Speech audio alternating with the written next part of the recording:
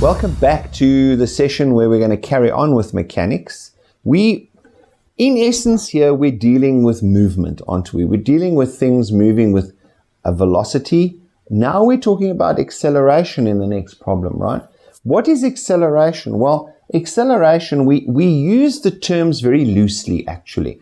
And you'll see that we talk about power and things like that very loosely, as opposed to what the defined or definitive term really is.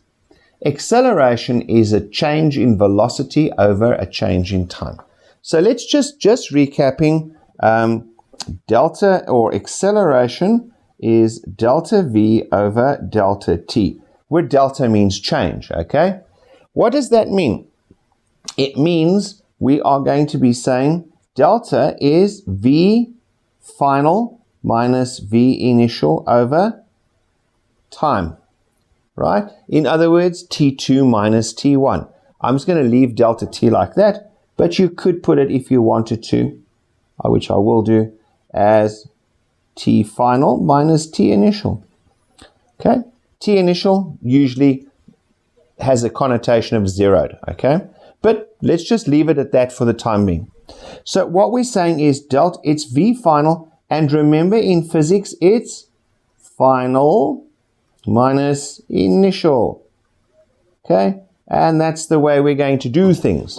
We're going to take the final minus the initial. It's just a way of laying down a recipe, right? This is what we do. If we get a negative answer, it means it's the opposite direction.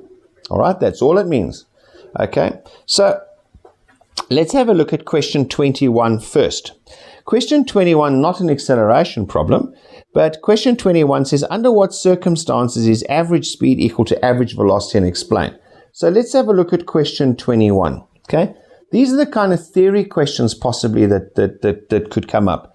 Average speed equal to well, what is average speed? All right, speed is equal to distance over time, and average velocity is displacement over time. Okay. Now they've said, where is average speed equal to average velocity? I say, therefore, speed must equal velocity. So distance over time must be equal to displacement over time. Correct? Okay. Can you see the method here? You just put down what you know. There's nothing that's going to come up at you that you haven't seen. It's just in the wording. Okay. Very often in the wording that we need to practice some of these sums so that we can see, oh, that's how they're asking the question, right? Okay. So therefore, but now what is critical? Hang on.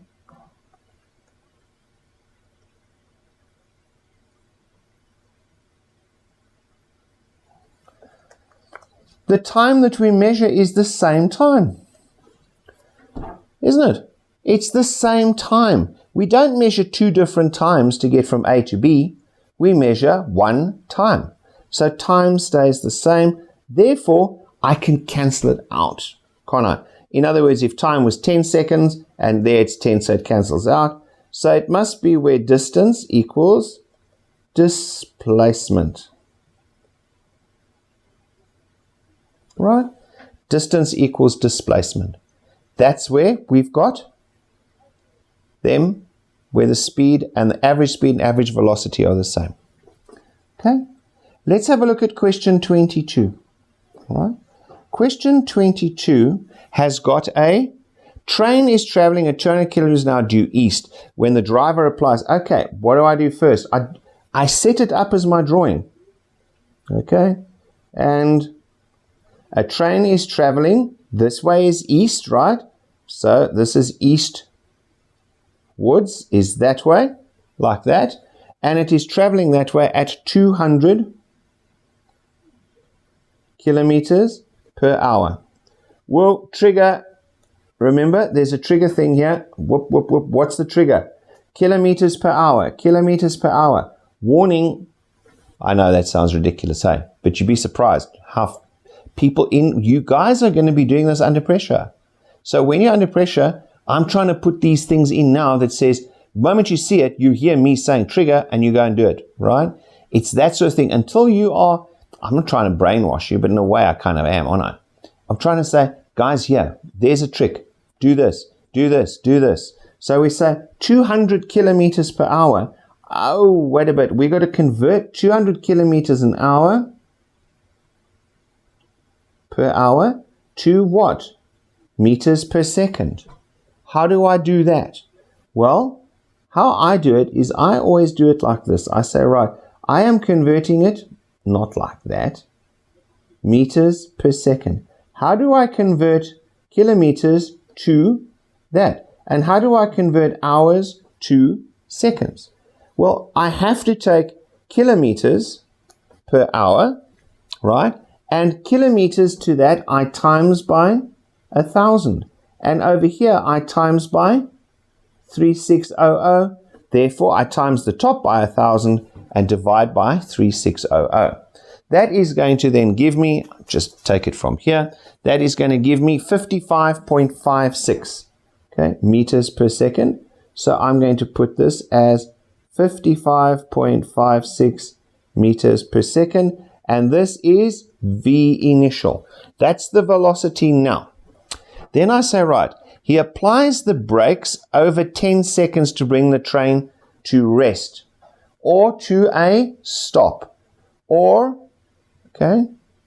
no velocity.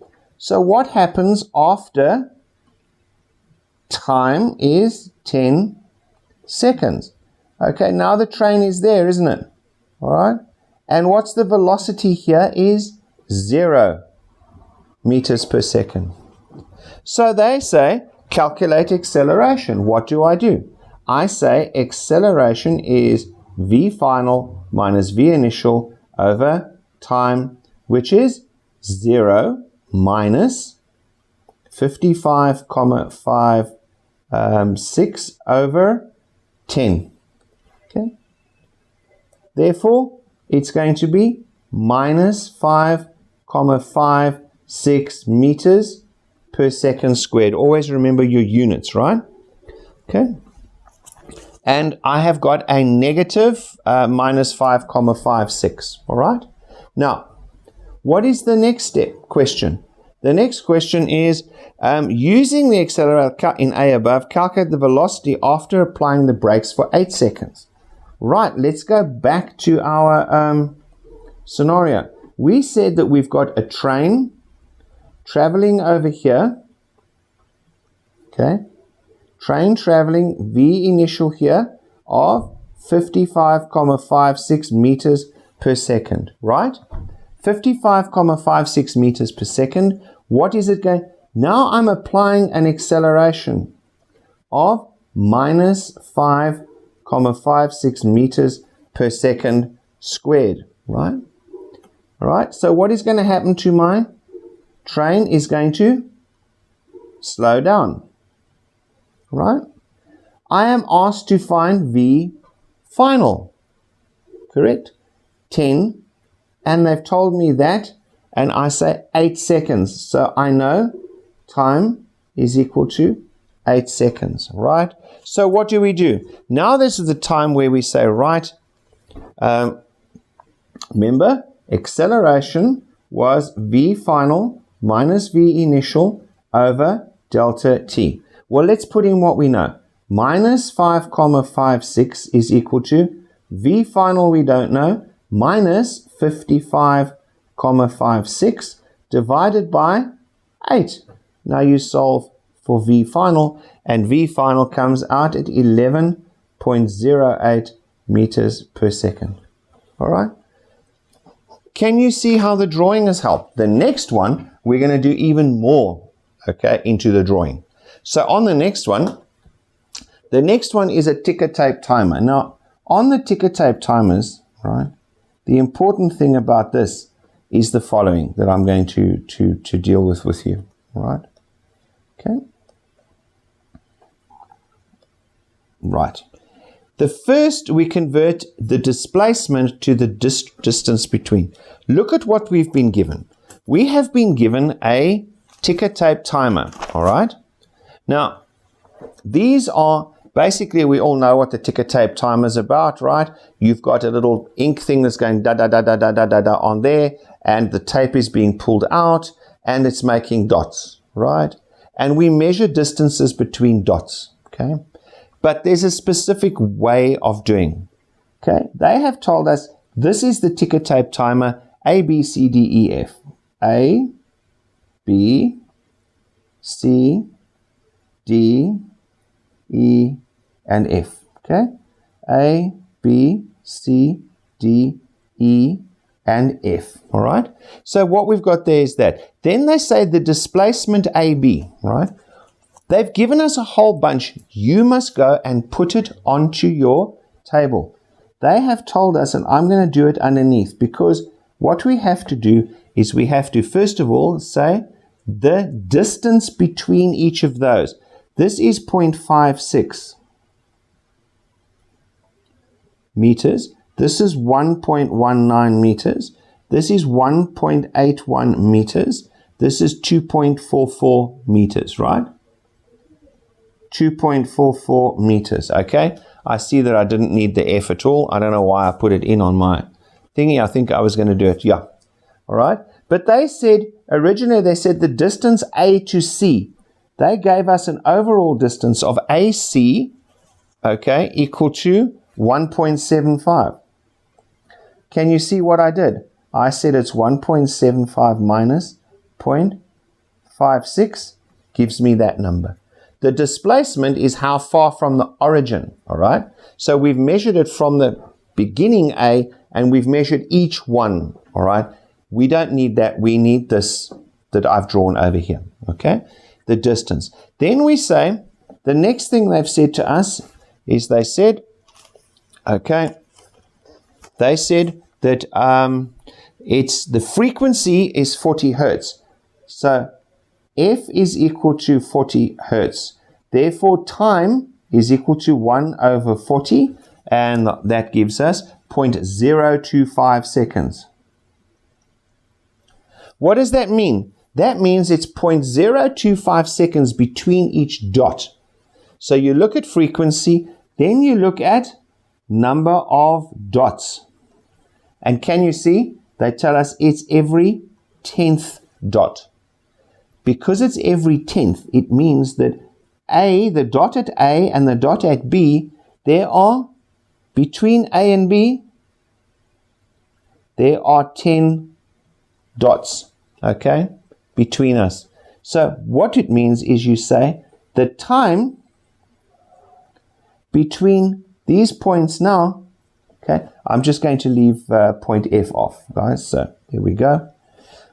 So what do? We say the time between A and B, let me just change color. Okay, so I'm going to work with the time. Let's make the time green. The time is going to be what? 0.25 seconds. And you write it in to remind you that in fact the time is constant between each of those points. It is the same amount of time that has elapsed, okay? Then they say, right, oh, I made a note here. Please, guys, be careful not to assume 50 hertz. That has happened to some students. A lot of the examples are 50 hertz, and they immediately assume 50, but didn't notice it's 40 or 25 or something else. Okay, so just get into the thing, frequency, work out T, 1 over the frequency, then look and see if there's number of dots. It's 10, so multiply your time by 10.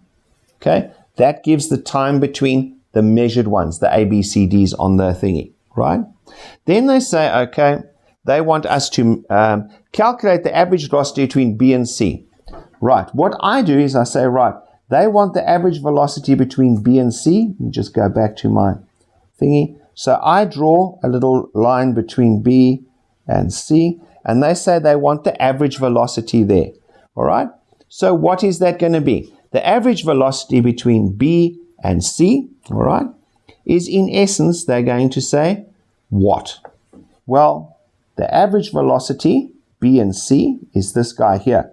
This is V, BC, isn't it?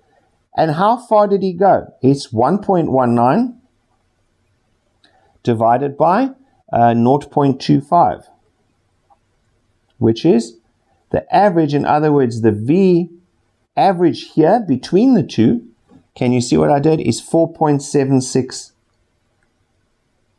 meters per second over there. Okay. Then the next thing they ask us is VDE. Okay, let me just take this one out for the time being. Okay. They said VDE. Okay, so they want to know the average velocity here is 2.44 over 0.25. Distance over time. But you say, why distance, not displacement? Because that is displacement. We're all in the same direction here. Okay, so that gives us 9.76.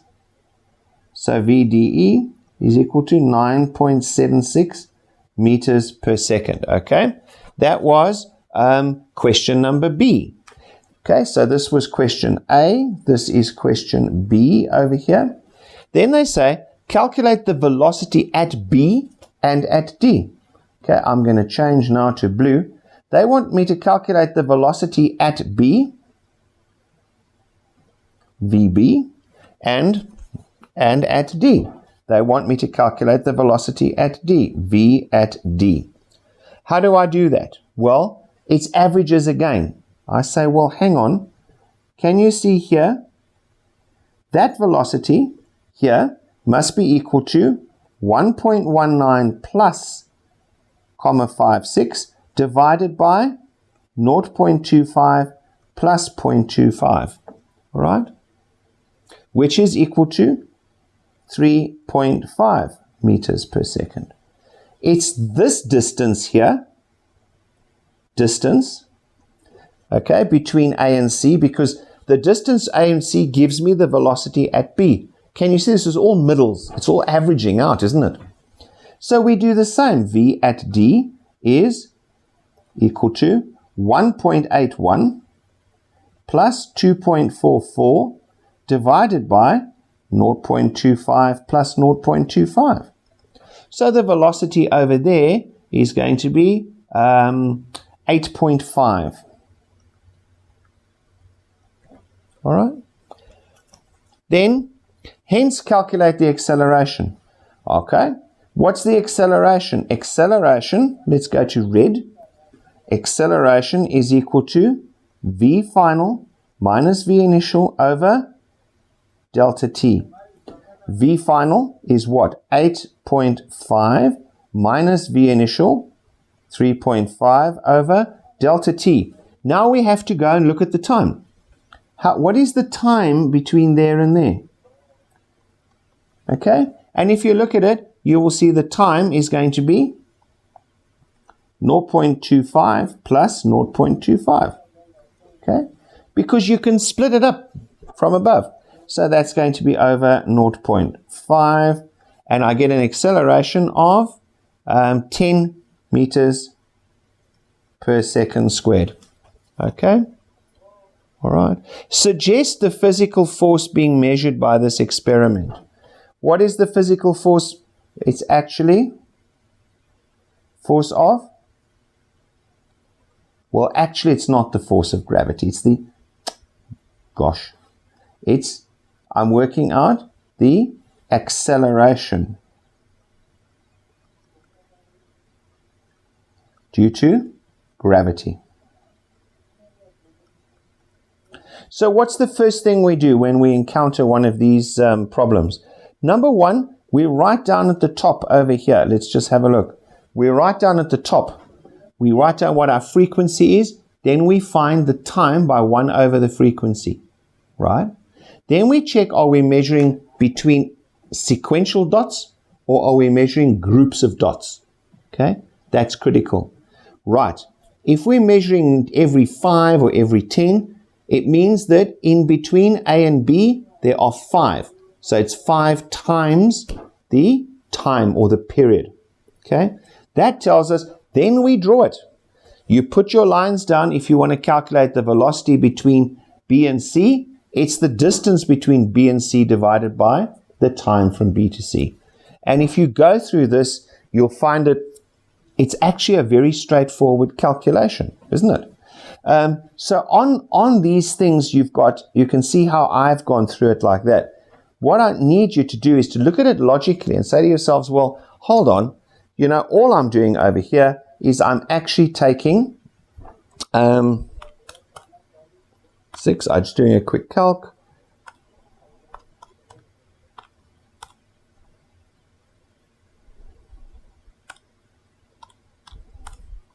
Okay, I just want to just show you here, I'll just move it to green.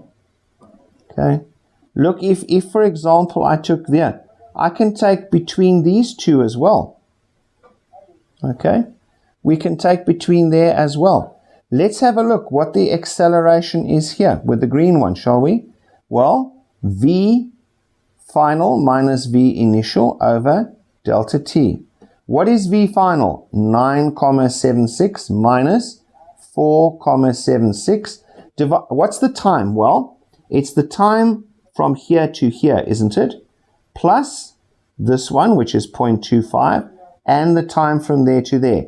This is 0.125. It's half 0.125. So it's also 0.25 plus 0.25. which is going to give me 10 meters per second squared as well. All right. So you can see that wherever you measure, all right, you're going to get the same answers because all you're doing is you're averaging between the points. Okay. The key is to remember between each point AB, BC, CD, the time is the same. That's what you're working with in each and every case. Okay.